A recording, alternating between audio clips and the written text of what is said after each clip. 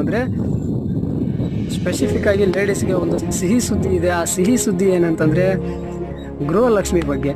ಗೃಹಲಕ್ಷ್ಮಿ ಯಾರ್ಯಾರು ಪಡ್ಕೊತಾ ಇದ್ದೀರಾ ಅವರು ಈ ವಿಡಿಯೋನ ಕೊನೆ ತನಕ ನೋಡಿ, ಸ್ಕಿಪ್ ಮಾಡಬೇಡಿ. ಸ್ಕಿಪ್ ಮಾಡಿದ್ರೆ ವಿಡಿಯೋ ಅರ್ಥ ಆಗಲ್ಲ.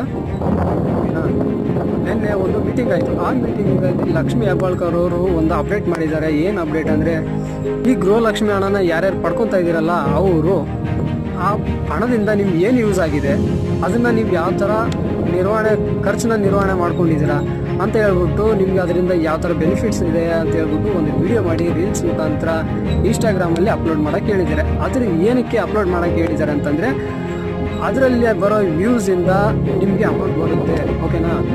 ಈ ಆಪರ್ಚುನಿಟಿನ ಮಿಸ್ ಮಾಡ್ಕೊಬೇಡಿ, ಯೂಸ್ ಮಾಡ್ಕೊಳ್ಳಿ.